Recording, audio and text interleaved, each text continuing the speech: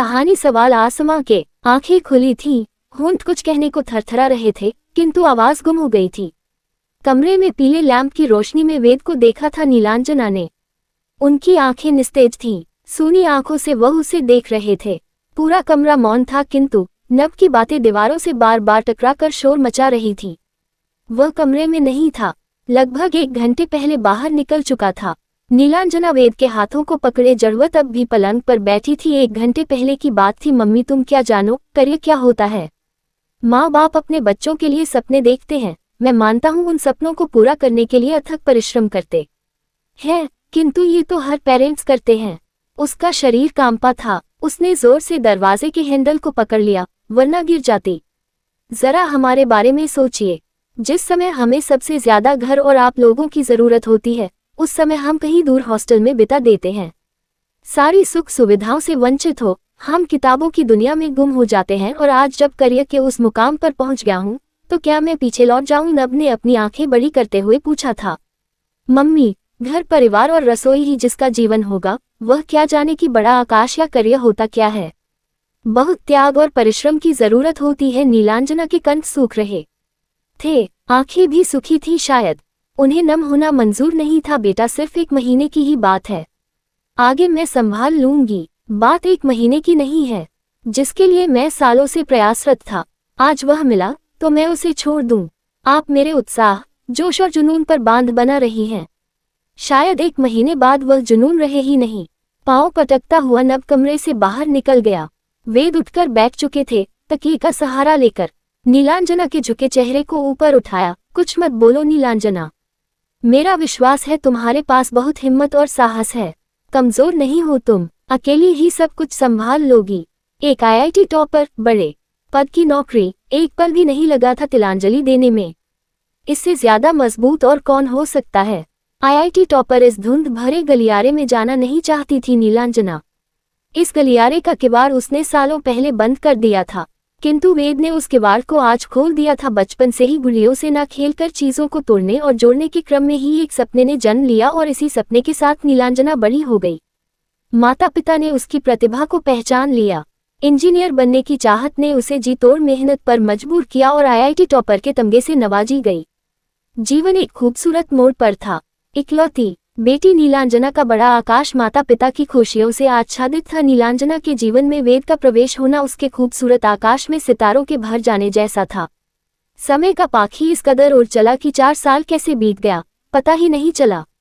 पेशे से पति पत्नी दोनों इंजीनियर, ना कोई उतार ना कोई चढ़ाव, दिन रेशमी, रातें मखमली। नियति को जीवन की यह परिभाषा रास नहीं आई। दिन दुनिया से बेखबर नीलांजना एकाएक चौंक पड़ी। जब उस पर बच्चे के लिए दबाव बनाया गया, उम्र निकल जाएगी, फिर आगे मुश्किल होगी। सास ने उसे बड़ी सहजता से समझाया था। उस दिन नीलांजना की खुशी का ठिकाना नहीं था, जब वह जुड़वा बच्चों की मां बनी थी। नौकरी के साथ साथ उसने बच्चों को भी संभाल लिया था सास के सहयोग से। परंतु जन्म से ही शरीर से कमजोर दोनों बच्चों का बार बार बीमार होना उसे सोचने पर मजबूर कर गया। सास की भी उम्र हो चली थी, और फिर ममत्व के सागर के सामने सपनों का आकाश छोटा पड़ गया। उस दिन जब नीलांजना ने वेद को अपना निर्णय सुनाया, तो वेद की आंखें फटी रह गईं।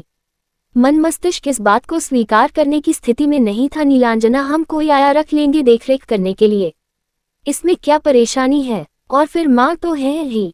घर लौटने के बाद हम दोनों का सारा समय तो बच्चों के लिए ही होगा।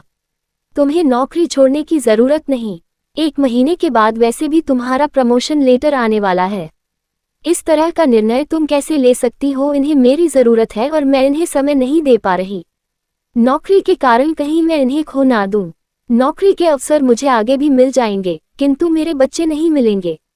नीलांजना के वात्सल्य की दृढ़ता ने वेद को झुकने पर मजबूर कर दिया। विवाह के 5 साल बाद नीलांजना का जीवन पूरी तरह से बदल चुका था। सपने, आकाश, सब कुछ बदल चुके थे।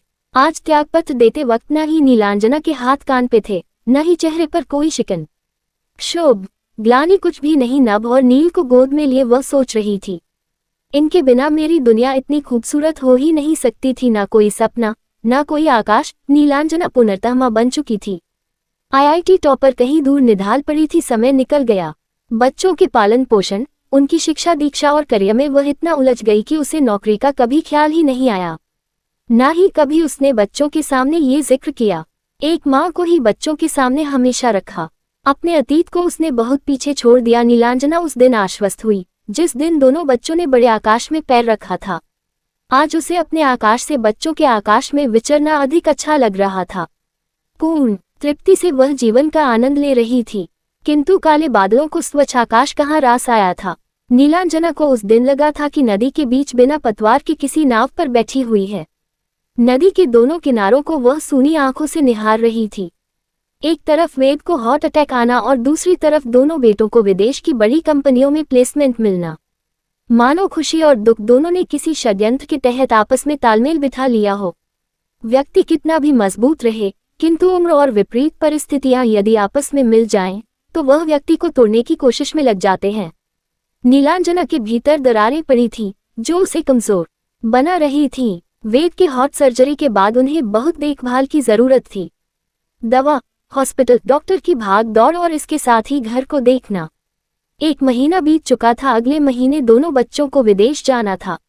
नीलांजना अपने आप को बहुत ही संयत करने का प्रयास कर रही थी, किंतु उसके भीतर एक घबराहट सी थी और इसी का परिणाम था कि उसने नब को सिर्फ 1 महीने रुकने को कहा था। बेटा, मैं जानती हूँ तुम्हारे भविष्य का सवाल है, किंतु तुम्हारे पास डिग्री और प्रतिभा दोनों है। फिर से प्रयास करोगे तो इसी कंपनी में या फिर इससे भी बड़ी कंपनी में तुम्हें नौकरी मिल जाएगी।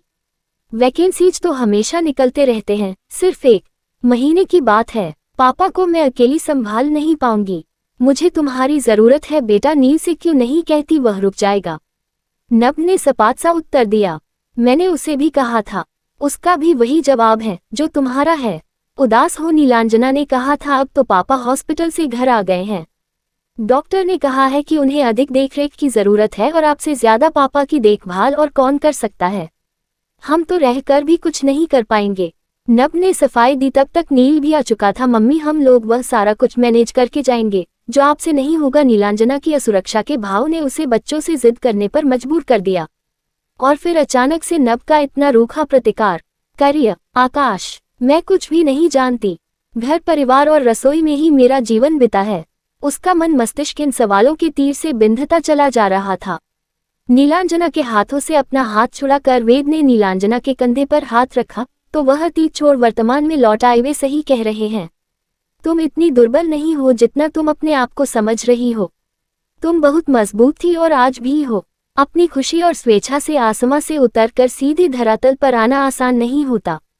फिर भी तुम्हारा मन और शरीर कभी मुरझाया नहीं। दोनों बच्चों में तुम्हें दुनिया की सारी खुशियां और ताकतें मिल गईं। उन खुशियों को समेटे हुए तुम और भी खूबसूरत हो गई। दुनिया की सबसे खूबसूरत और ताकतवर माँ। बच्चों को जाने दो, हम दोनों एक दूसरे की ताक बनेंगे। रात में बालकनी में बैठी नीलांजना आसमान को निहार रही थी।